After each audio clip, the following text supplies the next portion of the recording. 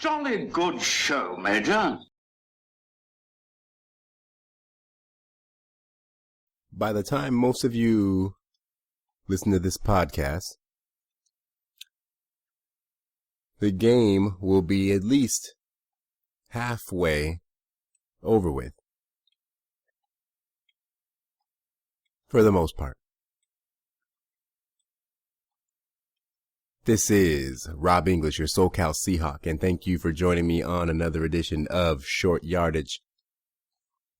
We are less than 10 hours away from kickoff. Seattle Seahawks at the Carolina Panthers, NFC playoffs divisional round. And I can't be more excited. This is the Short Yardage Carolina Panthers edition.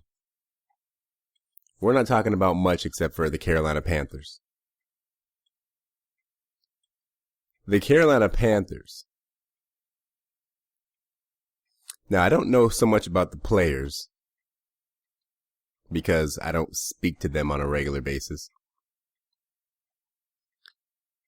But as far as the fan bases go, the Carolina Panthers are quite confident going into this game. And if you ask me, it seems almost like they're trying to will themselves into it more than they actually believe it. Because how can you actually believe something when all of the proof, all of the statistical data, all of the history, is all in the opposition of your assertion? That's the situation that we're in with this game coming up at 10 a.m. The Carolina Panthers, for the first time in 5 games, finally managed to beat the Seahawks in week 6.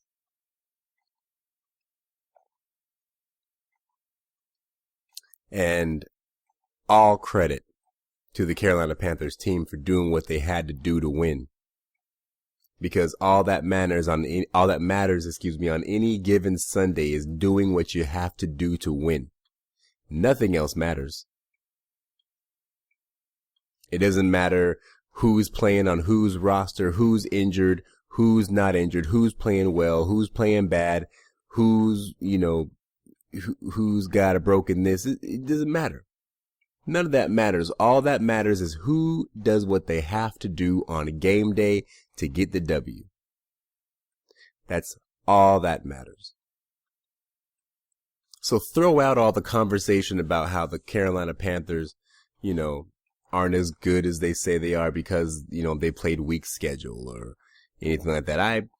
I don't necessarily sign on for that notion. Because you don't get to pick your schedule. You have to play who's on your schedule. The schedule is made for you. You don't get to decide to play a team when they're at their strongest, nor at their weakest.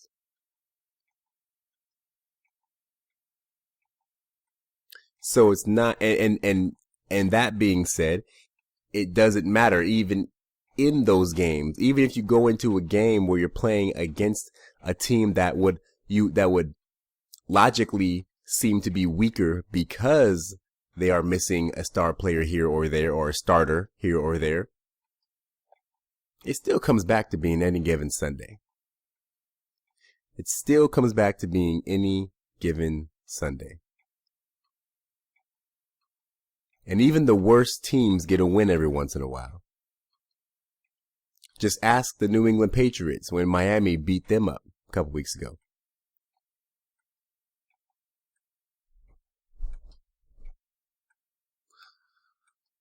So, all that being said, what I like to look at is historical data between the two teams that are playing one another.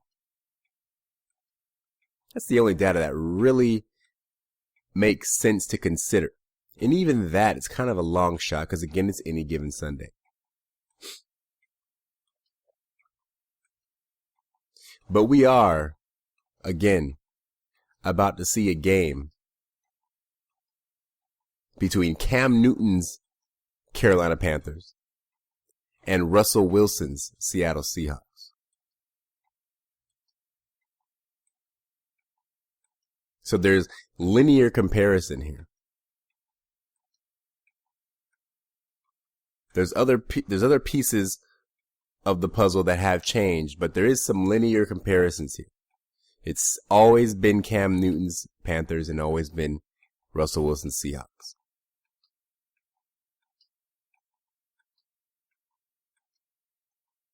In this, current rivalry, the Russell Wilson Cam Newton era.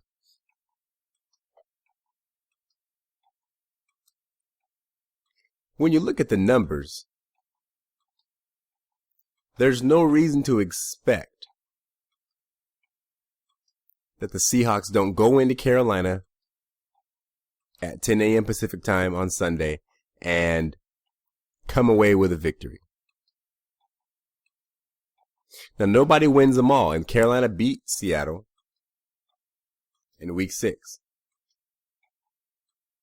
Now, I argue to that, the game was one of those games that Seattle had this year, which were a couple, where we looked nearly, you might go so far as to say dominant in a game until the end when it came time for the defense to put the game away, and we simply couldn't do it. Similar to the Cincinnati game.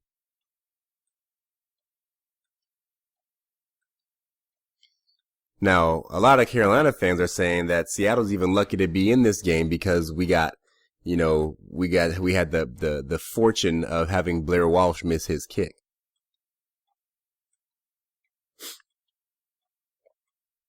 I don't believe in that luck stuff. There's very little luck. This is the NFL. These are all professional players. There's very little luck in the busted play, the fumbled snap that Russell Wilson ended up hitting Tyler Lockett on. That's not luck. They say it's a luck. There's nothing lucky about a player not expecting a snap, to have the ball snapped and whiz right by his head, unsuspectedly,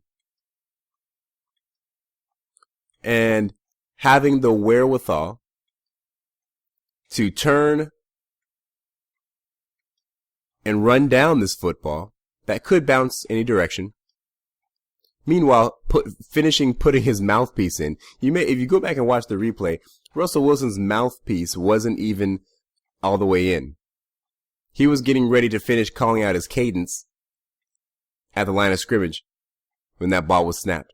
While he was chasing down the ball, he had the presence of mind to finish putting his mouthpiece in before he got to the ball and went down to grab it. And then, when he gets to the ball, as he's getting down on his knee to grab the ball, he's looking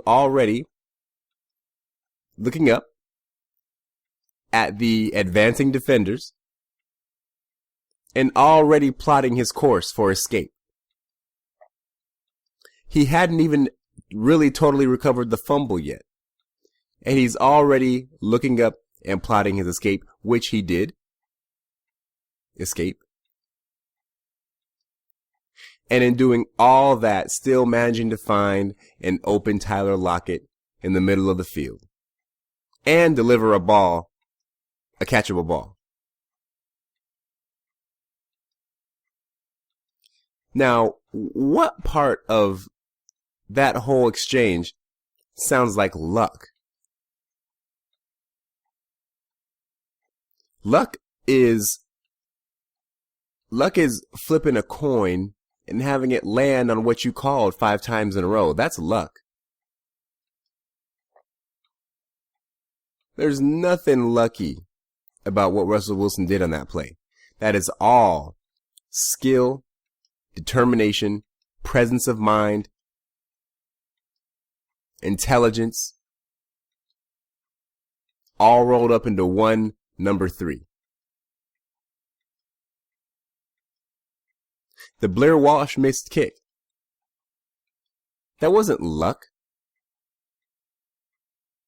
No one's telling that kicker Blair Walsh that he's unlucky for missing the kick. No one tells a kicker that he's unlucky when he misses a kick. When you blow it, you just blow it. Now they either nail you to the wall or they don't. But they don't say, "Oh, that was unlucky."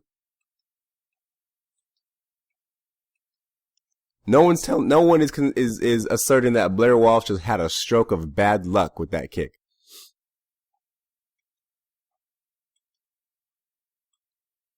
So why are the Seahawks lucky that he missed it? The fact that he missed the kick only matters because we had already done our job. We had already gone down the field and got a touchdown, which Minnesota didn't happen to do in 4 quarters of football, and the field goal to put us in the lead. We had already done our job. We did what we had to do to take the lead and win the game. Now, the fact that they also had an opportunity to do the same thing and failed at it doesn't mean that we're lucky. I'll admit there's a bit of good fortune, but it's not luck. So people who talk about luck are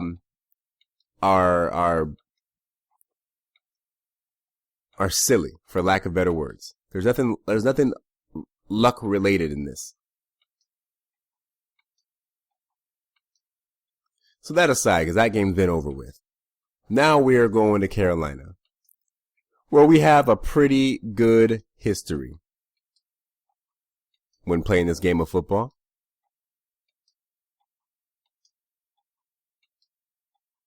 We win there when, we win their period. But most recently, Carolina has beat us, and they beat us actually in our own home. We lost a few games at home this year.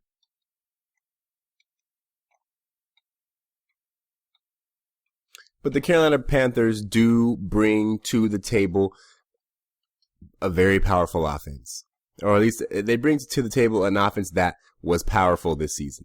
I don't know if I will say that the Carolina Panthers offense is powerful, but they played powerfully this year.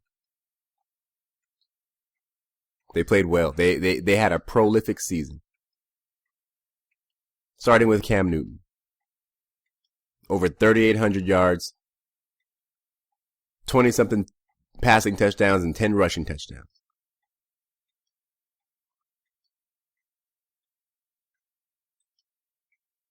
Or was it 30-something passing? It was a lot. He had a lot of touchdowns. But what he did against the rest of the NFL doesn't really matter right now, does it? What Cam Newton did against Atlanta and Tampa Bay and Green Bay and New Orleans and whoever else they played, none of that really matters this morning, does it? I suppose nothing really matters except for what's going to happen later on this morning, but I think what holds a lot more water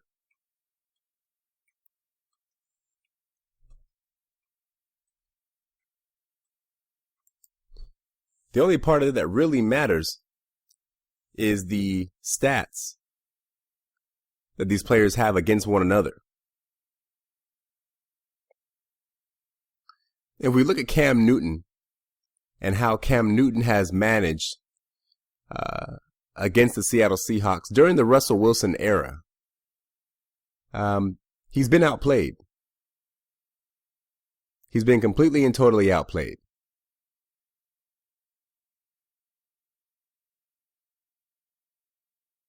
Now, that sounds about right, considering the fact that They haven't won any games except for one, which was the one earlier this season. But if you just take a look at the numbers, because Carolina Panthers fans really do think that they're coming into this game and, that they're this juggernaut. They come in with the number one scoring offense. Number one scoring offense. And that should be recognized. Absolutely should be recognized. But the Seattle Seahawks are coming in with the number one scoring defense. And I mentioned before in a previous podcast that the last time the Seattle Seahawks played in a game, matter of fact, the last two times, now I'm realizing it in my last podcast where I mentioned that I skipped one. The last two times that the Seattle Seahawks have played in games where they brought the number one defense in against number one offense, we won both those games. The first one would have been Russell Wilson's rookie season, where we played against the New England Patriots at Seattle. And that was basically the first game that Pete Carroll basically turned Russell Wilson loose. Russell Wilson was doing a whole lot of check downs, easy passes, trying to put him in a position to succeed. In that game, he had to let it loose. And that game, y'all remember if you saw it, ended with a game, well, didn't end with it, but the game-winning play was a deep ball to Sidney Rice.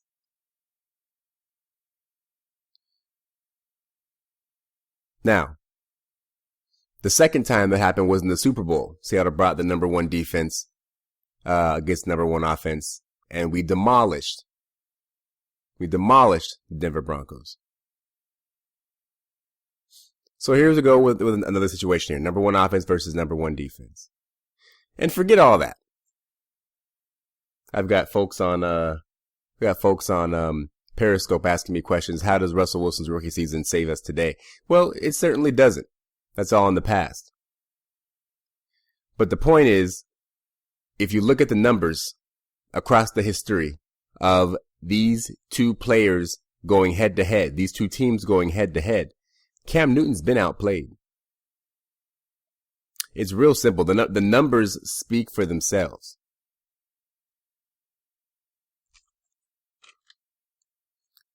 Head to head, obviously 4-1 to Russell Wilson in wins. Completion percentage, Russell Wilson 68%, just over 68% completion percentage, with Cam Newton just over 50. Or 56, excuse me.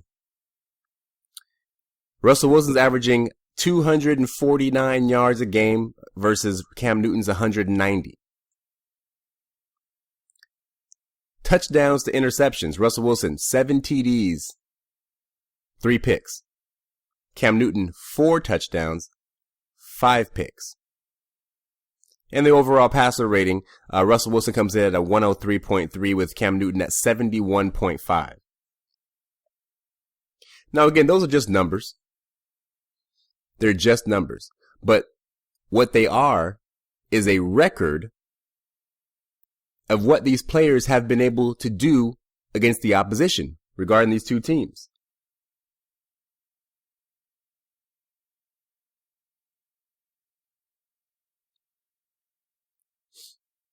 And I still go back to the reality that game in week 6, where Carolina came into Seattle and they beat us. And I give all credit to the Carolina team, to the Carolina Panthers offense, for putting together that comeback. They actually had, 4 80+ yard drives to win that game. You can't argue with that. You can't even be mad at that. That was an amazing thing they did. But you still have to remember the fact that they had to come back. It's no secret that Seattle had a problem earlier this year with closing out games. I mentioned earlier the Cincinnati game. And even with all that, the final play, or the game-winning play, And if you're a Carolina fan, you can either accept it or you don't. But the game-winning touchdown pass was nothing special. Cam Newton didn't have to thread the needle. Cam Newton didn't have to make an amazing touch pass. He didn't have to drop it in over the top of anybody. Cam Newton saw a wide open Greg Olsen trotting for the end zone and just threw it to him. And Greg Olsen just caught it. Greg Olsen didn't have to jump over anybody's back. He didn't have to make an amazing one-handed grab. He didn't have to lay out full extension to catch a ball that was at a position. He didn't have to do any of those things. And the reason for that was because it was a broken play on defense. It was blown coverage. And you all saw it. You saw Cam Chancellor and Richard Sherman in each other's face about it right after the play. If you don't want to take my word for it, just go ahead and go to YouTube and watch the play. You'll see that Richard Sherman got the wrong call on defense. There was like a miscommunication. Richard Sherman played a flat zone, played the short flat zone instead of playing the deep third, and left Greg Olsen wide open. It didn't take but a couple of steps. Once the ball was snapped, it didn't take but a couple of steps for Greg Olsen to realize he was going to be wide open. Because you see, it happens so fast. Anyone who's played football knows this. It happens very quickly. As soon as Greg Olsen started running forward toward the goal line, he sees that that Richard Sherman is running towards him. It's starting to lean towards him and to the outside. Greg Olsen already knows where he's going. I say no, but it only took Greg Olsen probably about 3 or 4 steps before he already knew he had a touchdown. Before the ball was even thrown, he knew he had a touchdown. He was probably thinking in his head, damn it, I hope that Cam is throwing the ball to me. I hope Cam sees this because I'm wide open.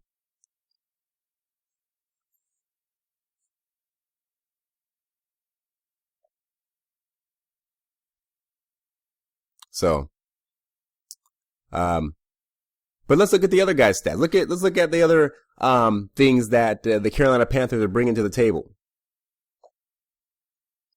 The Panthers are also bringing Jonathan Stewart. Now, Jonathan Stewart, I believe, is going to play. I think he's questionable right now, but I believe he'll probably end up playing. I don't know. I don't think he's been ruled out yet. But in 5 games versus the Seahawks, again, talk about the Russell Wilson era, he's only managed a pedestrian 67 yards a game. Now, the running game for both these teams hasn't been amazing when they play each other, but it doesn't give us much reason to assume that Jonathan Stewart is going to come out and just run the ball all over us. In all of these games, a fairly decent amount of the total team rushing was done by Cam Newton. And I'm talking about, when you figure a defense,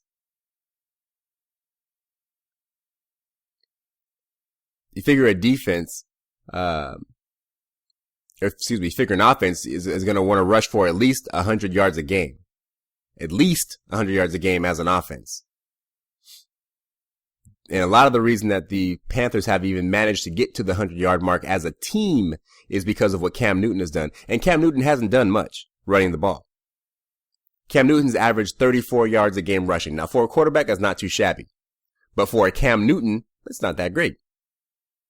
I guess it matters, when those 34 yards come. If those 34 yards come at the perfect time, then they matter. But Cam Newton's not out there, making any amazing runs against Seattle's defense.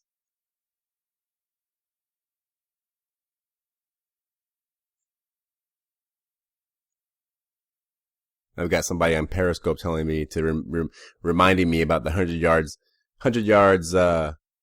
streak that the Carolina Panthers offense has. I think it's 27 games in a row have 100 yards rushing. Yeah, that's true.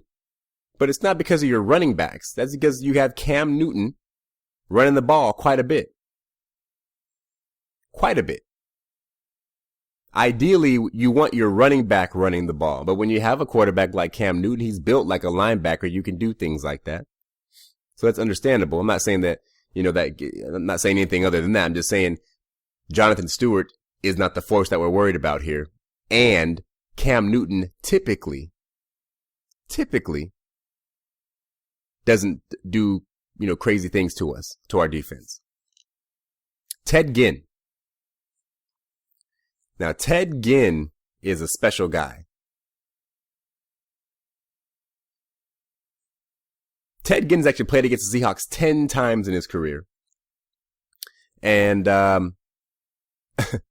in 10 games against the Seahawks, he has 114 yards total and 1 touchdown total. And that was in his rookie season with the Miami Dolphins.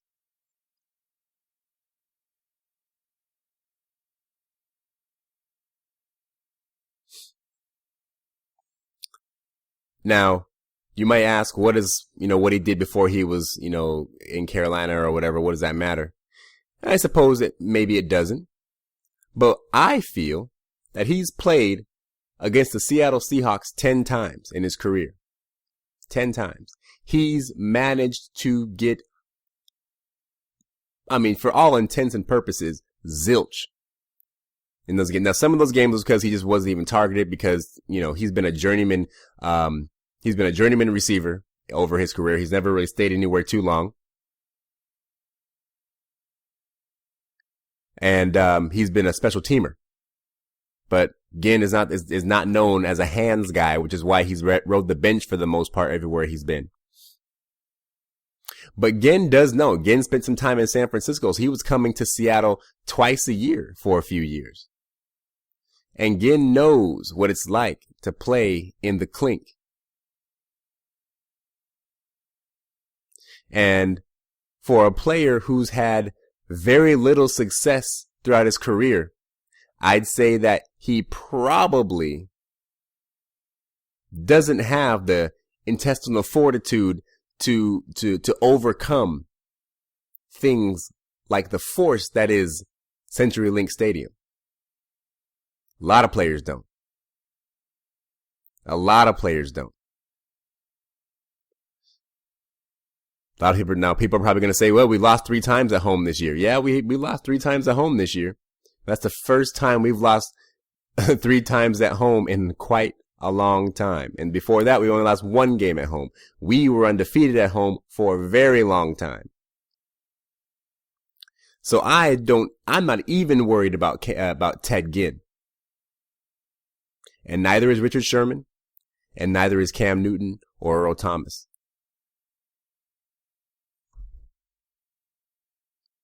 Now we have to get to Greg Olsen.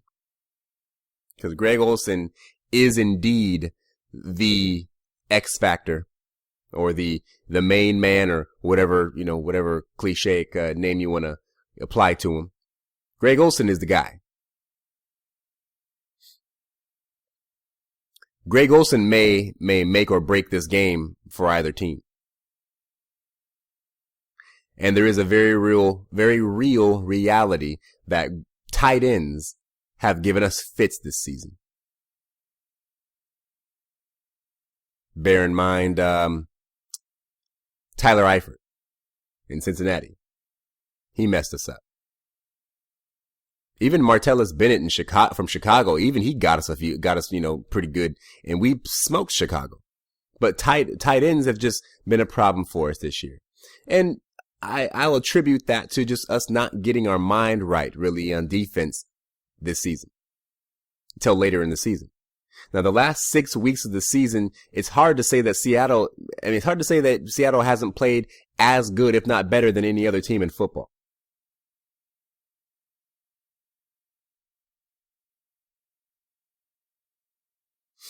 Greg Olsen, he's played the Seahawks 9 times in his career. And he's got 34 catches for just under 500 yards and 3 touchdowns. About 55 yards a game. That's pretty good for a tight end. He caught the game winner against us in week 6. Greg Olsen's good. But right now, our defense is playing the way it's supposed to. They're on time. It's not the same team that we were in week 6.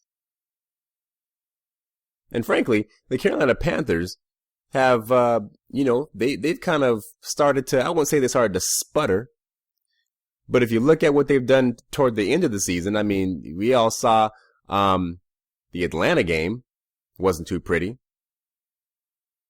We all saw the New Orleans game where New Orleans was putting up points right there with them. I mean, it was like neither team had their defense on the field at all that game. So it's not like they're invincible.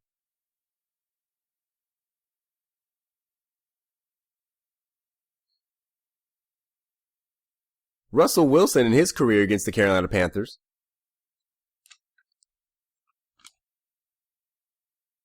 has 97 completions for 1,249 yards.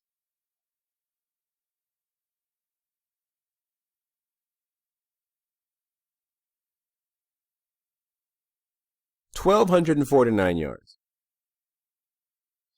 It's a good amount more than Cam Newton's 952 against Seattle. As I said before, 7 TDs, 3 picks versus Cam's 4 TDs, 5 picks.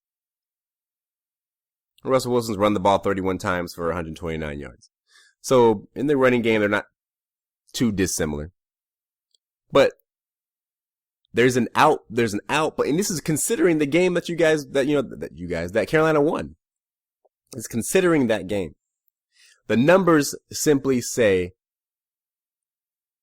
something otherwise than what the Carolina Panthers fan is suggesting is going to happen.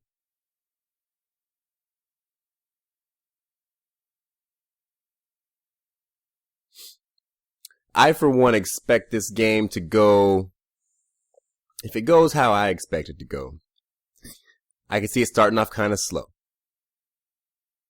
Even though I don't want it to, but I can see it starting off kind of slow. Really, I'm anxious to see what Marshawn Lynch is going to do. See how healthy Marshawn Lynch is. He's got to be healthy. He didn't even travel to Minnesota, and they thought he was good to go then. So I got to think that Marshawn's healthy. But between Marshawn splitting the reps, the guy on Periscope has nothing. Marshawn's not going to do nothing. And hey, you know what? Marshawn's history against Carolina is, not the greatest. He's run the ball better than any running back that Carolina has ever put out on the field against Seattle. But he hasn't been doing any of those super beast mode type games against Carolina. They're hard fought games. They're hard fought games when we play Carolina, with the exception of the divisional round last year. That game was a good old whooping. That's the other thing too. Playoff experience. Playoff experience definitely is a tangible thing. It matters.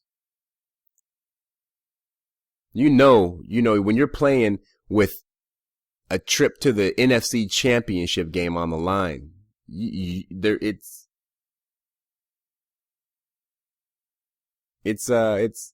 big. It's big. And Seattle has shown that they have the fortitude to do what they have to do to get through these games. Just look at the NFC Championship game last year against Green Bay. I'm the type of fan that never loses faith. I never lose faith until you just look at it and say, okay, either mathematically it's just impossible. If there's just not enough time to do something, then that's the only time I'm going to say, okay, this game's over. But in that game, it was just, you just watch the game like, oh wow, another interception. We had the ball, we had the opportunity to go down there and see if we can get this thing going, and he threw another pick. Poor Jermaine Kearse. That ball was just bouncing off Jermaine Kearse's hands all game long. Jermaine Kearse could not get it right. And then it happened. Then it's poor Brandon Bostic. Cause he tried to go for that onside kick, tried to catch that ball, and it just hit him right off his side of his head and his shoulder, and we all saw the rest. The rest was history. And then for Jermaine Kearse to catch the game winner, just perfect. After having a real hard, real tough game. But the Seattle Seahawks have grit. And grit is what you need to survive in the playoffs, especially when you go on the road. Grit is what makes teams that are underdogs go on the road and beat the 15-1 juggernauts. Grit, drive, determination.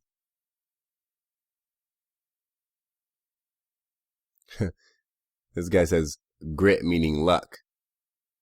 I'll say this again just because I know this guy is listening, even though I already said this earlier. But there's nothing lucky about what happened last week. Nothing lucky. There's nothing lucky about a quarterback having a ball fly past his head unexpectedly and having the wherewithal to go pick up the ball, look up, see what he has available, make the appropriate move, find an open receiver, and complete the pass. Nothing lucky about that.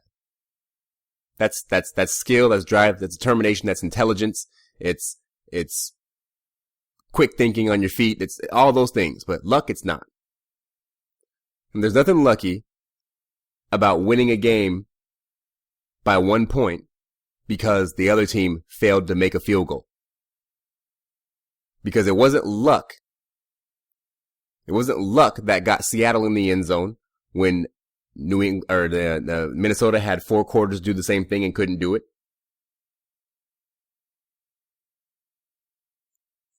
There's nothing lucky about our kicker making the kick he needed to make to put Seattle up 10-9. Nothing lucky about that. We did what we had to do to take the lead. And in football, once you score a point, you have to give the ball to the other team. It always works that way.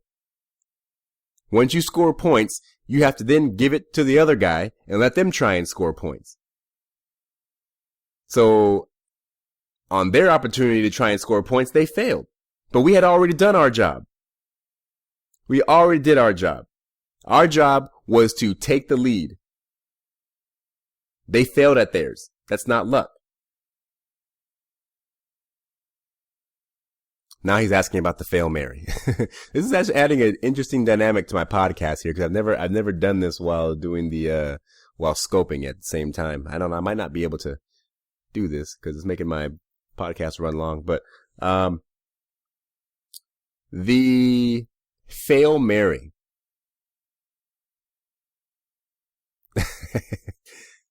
I mean, if you want to call the Fail Mary luck, I suppose. Personally, I say that Golden Tate had his hand on the ball and Ty goes to the offense. But the fact that they called it one way and stuck with it, one ref called no time, which you call when there's a turnover, and one ref called touchdown, and I guess which one of them superseded the other. And they had to call it what it was in the field, and it was not reviewable. So, and there was no conclusive evidence from the replay. I don't know. So if they're going to call that one luck, I may stand for that. The Detroit game with the ball batted out of the back of the end zone, I don't call that one luck. I say that would have been a tragedy.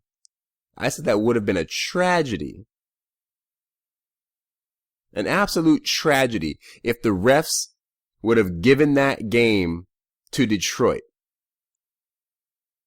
because Bobby Wagner helped a ball out of the back of the end zone that was obviously going out of the back of the end zone anyway. There was not a Detroit Lion within 10 yards of the football. That ball was going right out of the end zone, and he just helped it on its way. The rule is so trivial.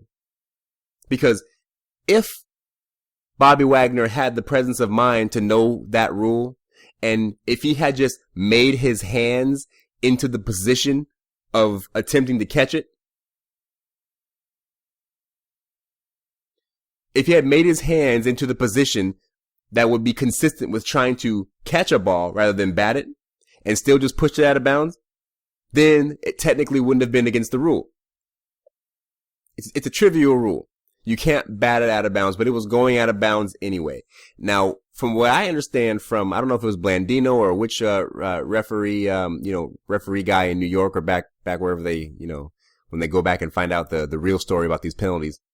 He says it's one of those penalties that it's up to the discretion of the ref to call or not. A lot of these penalties are. There's penalties on every single play. Every single play there's penalties. But the refs don't call all of them because some of them don't affect the play. Some of them do. Some of them might. But some of them just simply don't. And depending on how severe the penalty is, the ref may choose not to throw a flag for something. If some little minuscule penalty happens completely on the other side of the field, far away from where the play is, are you really going to throw a flag and take away that play, especially on a play like a touchdown or something like that? You're really going to take away that play because of something insignificant and minute? Now, if it's a face mask or a big penalty or something like that, yeah, okay, I see that. But the refs have the ability to use their own judgment on when to throw the flag and when to not. And if that referee decided, you know what, maybe he batted that ball out of the back of the end zone, but give me a break. That ball was going out of the back of the end zone. If Bobby Wagner had suffered a heart attack and fell on the ground right there while he was chasing it, the ball still would have went out of the back of the end zone. So what's the point of throwing a flag and calling the guy for illegal batting and giving the ball back to Detroit first and goal on the 1 yard line? After an amazing play being made by Cam Chancellor.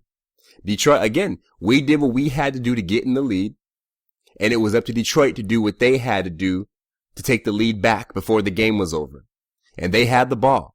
Whatever down it was, I think it was third or I don't know, or fourth down. It was fourth down and they were on the somewhere inside the 5 yard line.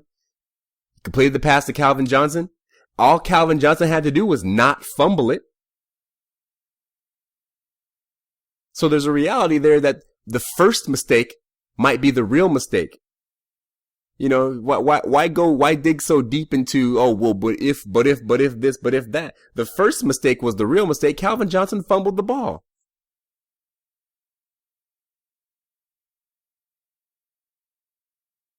Yeah. This guy says it's called following the rules. Yeah. Well, I'm sure whoever you are, I'm sure you probably speed on the highway probably every single day. So, and I'm sure you probably get a little bit pissed when you get a speeding ticket. But we all still speed on the highway because we feel that we're able to drive that fast without causing an accident. But rules are rules. No, that they made the right call on sticking with that. It would have been a tragedy. That would have been a tragedy to give in the experts who are saying what this Periscope guy is saying. They all say what they have to. Oh, it's team money. Oh man. So for those who don't know, on YouTube, I am part of this group called the TTC, Trash Talking Circle, and T Money is a Carolina Panthers fan. So he's trolling me right now. What up, T Money?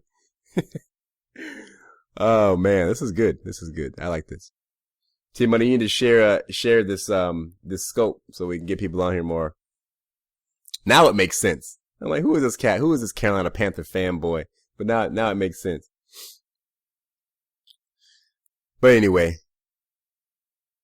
that's all I got about the Carolina Panthers game. Did anybody see the games played on Saturday? Both games pretty exciting. I was really hoping to see Kansas City take out New England.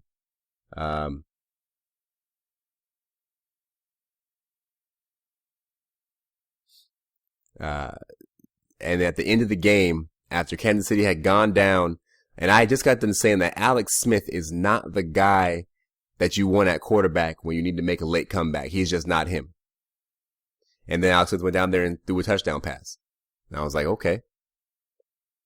But New England ended up with the ball late. And I don't remember exactly where they were on the field. But they had to convert a third down. And Tom Brady threw a pass and bounced off of the defender's arm and up into the air and into the hands of Edelman or somebody. Amazing that the ball bounced up in the air and into the hand of a New England Patriot. Like it's just divine intervention. Like it's just supposed to happen. And then on the night game, the same thing happened. The Green Bay Packer defender, I think it was Sam Shields, put his hand up to block a pass going to, I'm not sure which receiver it was going to, bounced up in the air and into the arms of a waiting, was it Larry Fitzgerald or somebody? Crazy game. Green Bay got another Hail Mary. This time caught by a no-name receiver who wasn't even supposed to be playing just simply because they had injuries. And this guy had a great game. But Carson Palmer made, I think, might have made the play of the season.